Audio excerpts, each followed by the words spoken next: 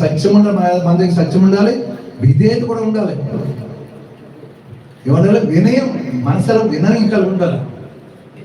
నేను చాలా ఆస్తిపరుడిని, నాకు చాలా ధనం ఉంది, ఈ ధనం ఎక్కడ ఉంటే కూడా అర్థమేమన్నా ఏం పట్టుకెళ్ళి దగ్గర వచ్చిన దగ్గర నేను నాకు దేవుడు ఏమేమి చేయలేదు అన్నాడు యోబు గారు. నాకు ఏ దేవుడు ఏమలేదు, నాకు తీసేసాడా? ఏం కాదు, నేను తేలేదు, నా బిడ్డలు నేను తీసుకురాలేదు, ఈ లోకాన్ని దగ్గర వచ్చాను, దగ్గర వెళ్ళిపోతాను, నాకు దేవుడు నాకు అన్యాయం చేయలేదు, ఇన్ని ఆయన ఇచ్చినాయే, ఇల్లు ఇచ్చింది ఆయనే, ఈ ఆశీర్వాదం దేవుడు ఇచ్చిన ఆయనే, తీసేసుకో నాకేం కాదు. నేను మాత్రము మాట తప్ప నా దేవుడు నాకు, మనం అంటాం అక్కమ్మ తీసే కదా దేవుడు నాకు అన్యాయం చేస్తాను, పోలీసు పట్టుకుని మాట కంటే దేవుడు అంటే దేవుడు ఏదో గొప్ప కార్యం చేస్తే మనం మర్చిపోతూ ఉంటాం.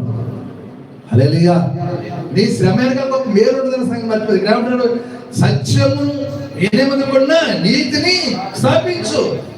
యథార్థ కలిగి ఉండాలి, వినయం ఉండాలి, గర్వం ఉండకూడదు. మళ్ళీ అహంకారం ఎదిరించి దీనికి తన అస్తిని దాస్తాడు దేవుడు.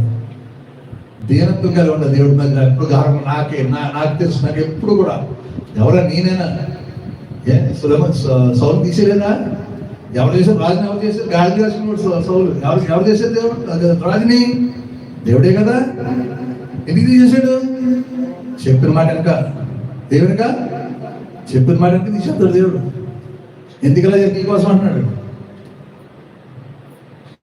హల్లెలూయా. కాబట్టి మనం యోసేపు మరియలు తన యవ్వన జీవితాన్ని దేవుడికి సమర్పించుకున్నారు, శ్రమలు పడ్డారు వాళ్ళు.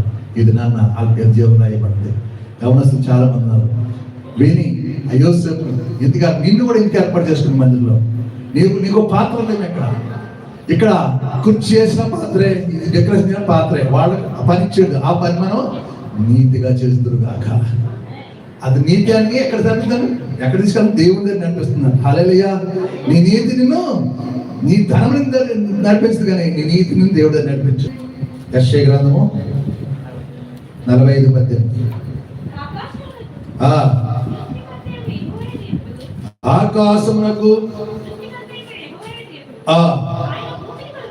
ఆయన భూమిని కలుగజేసి దాన్ని స్థిరపరిచి నిరాకారం ఉన్నట్లు దాన్ని సృజించలేదు, మానవులకు నివాసం దాన్ని సృజించలేను. ఎవరికండి? మనందరికీ ఏదంటే ఈ భూమి ఎవరికి ఇచ్చాడు? మనం దేనికోసం? మనం నివసించడానికి ఇచ్చాడు దేవుడు. మరి ఆయన ఎక్కడుంటాడు? యెషయా 45:18 ఏమంటున్నాడండి? దాన్ని స్థిరపరిచి, సిద్ధపరిచి, స్థిరపరిచి నిరాకరణలను దాన్ని సృజించలేదు, నివాస స్థలం మట్టుకు మానవు దేవుడు దాయిచ్చాడు కాక. హల్లెలూయా. మరి ఈయన అంటున్నాడు 15 ఎవరికైనా శాస్త్రం ఏమి లేదు. శాస్త్రం మనం వెలిసిన మార్గానికి వెళ్ళాలి. కాబట్టి యోసేపు తన జీవితాన్ని సమర్పించుకున్నాను. నేను ఎవరు వస్తున్నానండి, ఇంకా నేను తీసుకోను, యేసు గారు నేను ఇంకా రక్షణ తీసుకోనండి అంటే యోసేపు మరి ఏమనుకోవాలి?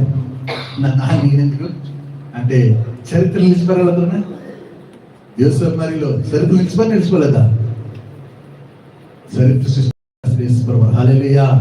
చరిత్ర నిలబడేవాడు కాదు యేసయ్య. ఎందుకంటే ఆయన అంత గొప్ప మహాగణ సర్వశక్తిమంతుడు.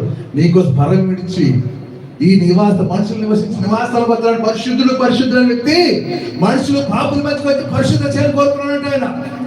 హల్లెలూయా. ఆయన రావాల్సిన అవసరం ఎవరు వస్తారా? అక్కడ నుంచి ఈ రెండు తీసుకెళ్ళి కృషి పెడుతూ ఉంటారా? ఎందుకుంటాను?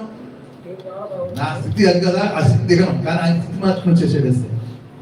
మనం కూడా ఉన్న ఆ గర్వ స్థితి ఉందేమో, అహంకారం ఉందేమో, మనలో నీతి లేదేమో, మనలో యథార్థత లేదేమో.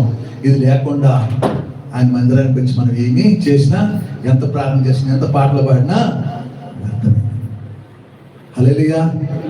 వ్యర్థంగా ఆరాధిస్తున్నాం మనం. ఏమన్నా దాన్ని ఆరాధించడం వల్ల కొంత సమయానికి సంతోషమే కానీ నిత్యం సంతోషం ఉండదు.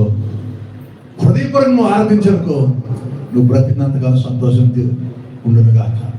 యోసేపు జీవితం సంతోషం ఉందా లేదా? ఆశీర్వాదం లేదా? ఏమి విడిచిపెట్టాడు? తన యవ్వన కాలాన్ని దేవునికి సమర్పించుకున్నాడు. మీరు కూడా అటువంటి సమర్పణ జీవితం కలిగి గొప్ప దేవుడు మీకు దయచేయను గాక. సంబరాలు సంతోషాలు పాడుకుంటాం.